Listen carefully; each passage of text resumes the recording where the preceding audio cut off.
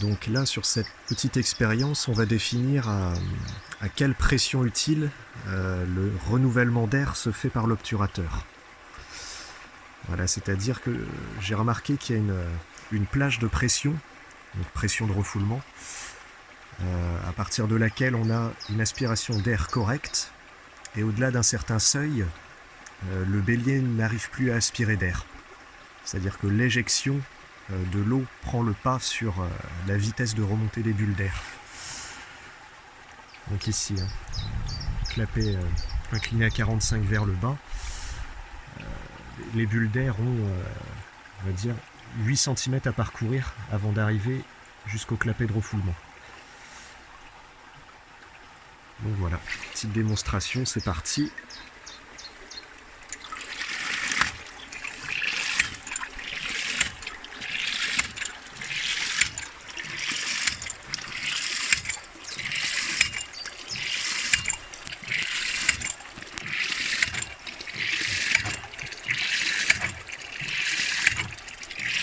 On voit qu'il y a une très bonne aspiration d'air. On voit le mano qui monte derrière.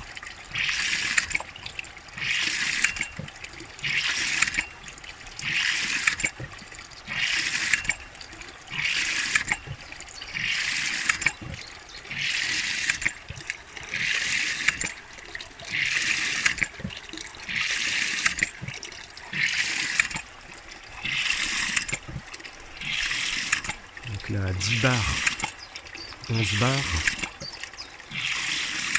On est toujours bon sur le renouvellement d'air.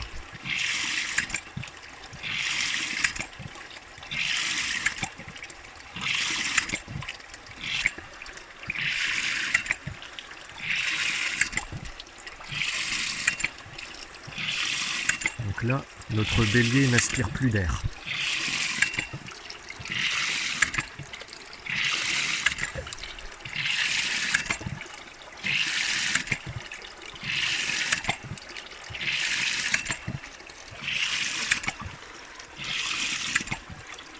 Voilà, donc je dirais que 10-11 bars, c'est la limite pour cette configuration de bélier.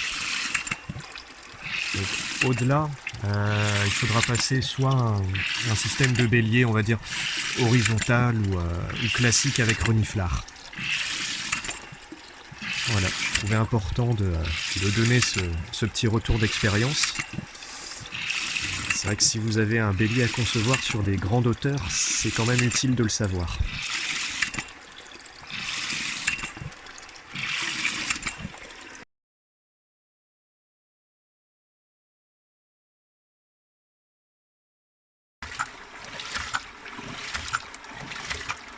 Donc là, la fréquence détermine aussi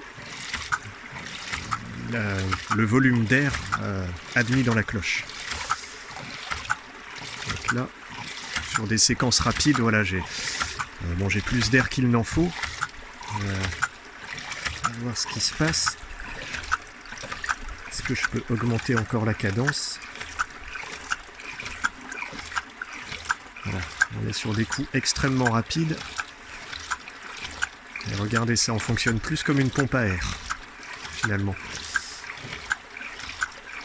Donc là, il y aurait de l'idée il y a une idée à prendre aussi. Je vous en parlerai quand je développerai un petit peu plus le sujet des trompes à eau. J'ai pas mal bossé dessus, mais là, il y a un principe intéressant à récupérer. Et tout cet air qui vient chasser l'eau.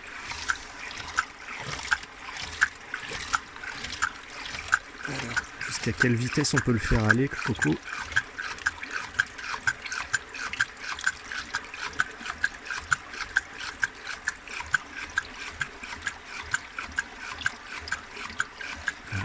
Cadence rapide, là, il n'y a plus d'air du tout dans la cloche. Je suppose que dans pas longtemps, là, je vais en avoir je vais avoir de l'air dans mes tuyaux, mais bon, c'est pas grave, c'est pour le test. Donc là, on est sur de la très haute vitesse, là.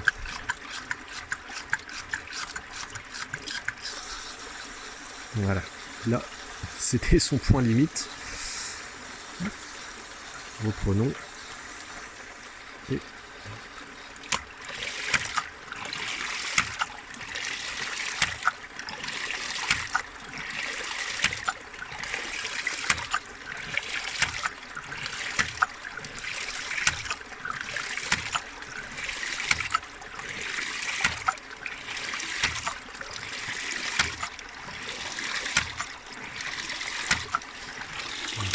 L'eau commence à revenir.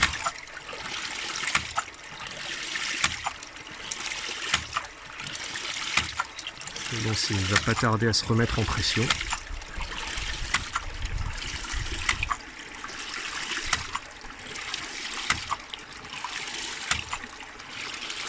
Dans un bélier, évidemment, le but pour nous, c'est de créer le choc le plus violent possible.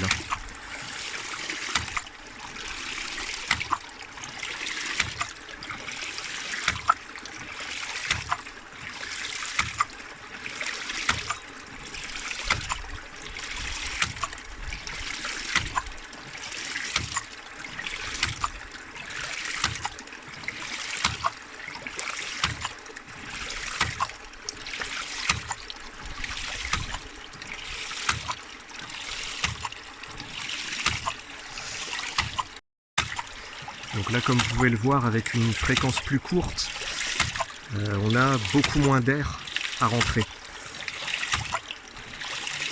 Et là, on a quelques microbules, mais on a surtout quasiment que de l'eau.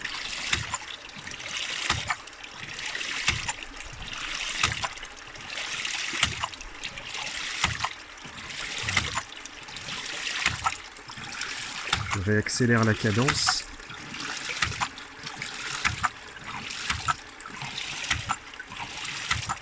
Là, voilà, regardez, c'est flagrant.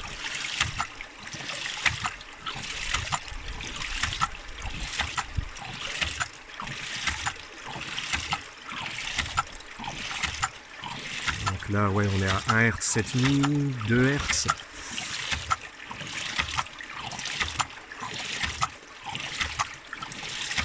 Voilà, donc ça démontre encore un paramètre sur lequel on peut jouer. Voilà. Je remets sa cadence d'origine. On va essayer de trouver un compromis entre la fréquence et un renouvellement d'air correct. Donc évidemment, quand vous aurez trouvé votre optimum, il n'y aura plus rien à faire. Hein.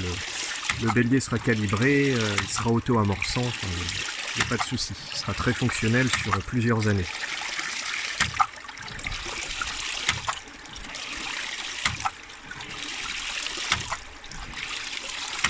Voilà.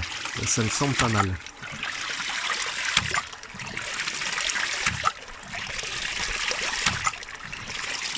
Là, la course est d'environ 8 mm.